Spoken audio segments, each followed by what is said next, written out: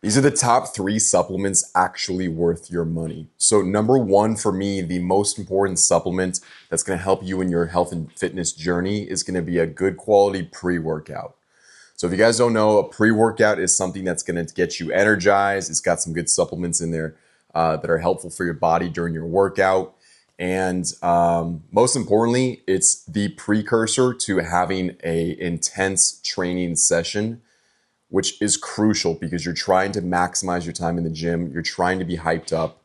Like for me, a pre-workout can make the difference between having a crazy 2 hour workout where I'm sweating, I'm burning like 1,000 calories versus a 45-minute workout that I barely even like push myself through. And in the long run, having those kinds of differences in your workouts can make a huge difference in the amount of results that you get for yourself. So I don't take a pre-workout every single workout. I don't think that's the right way to do it because then you rely on it. You kind of build up a tolerance to the caffeine, and you're going to feel like you need to take a pre-workout just to step into the gym, which isn't the right way. But I do use it, I would say three times a week roughly currently. And when I do take pre, I feel amazing. So I would highly recommend you guys get a good pre-workout. The most important thing when it comes to pre is figuring out your personal preference for the caffeine. So for example, caffeine is going to be the thing that you feel the most in the pre. That's actually going to get you energized and hyped for your workout. For me personally, I like around 200 milligrams of caffeine in my pre.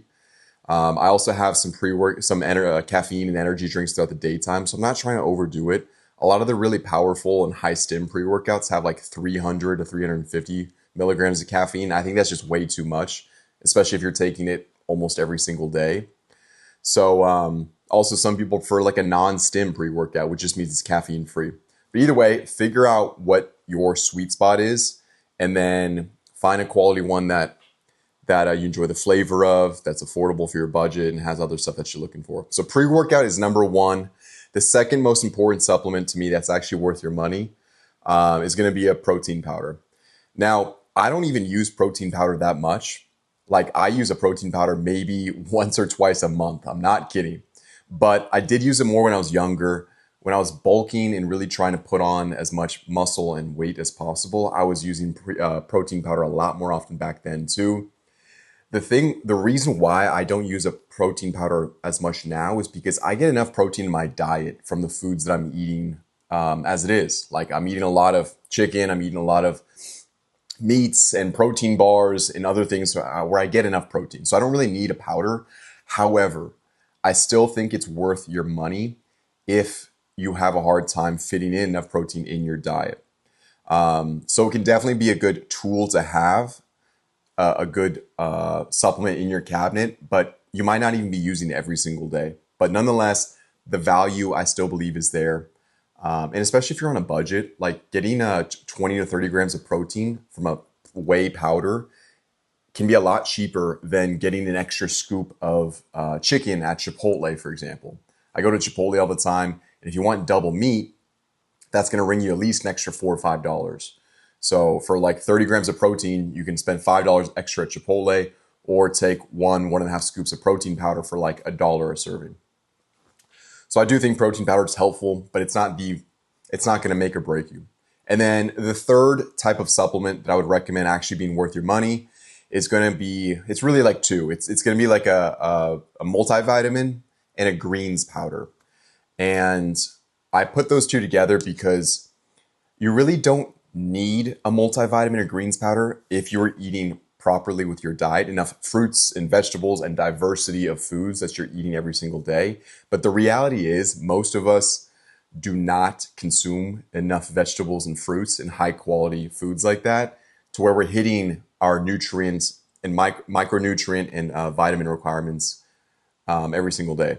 So a multivitamin, a greens powder can help because when you're trying to build your body and get bigger and stronger, you need to have your vitamins and minerals, like think as a foundation to build off of.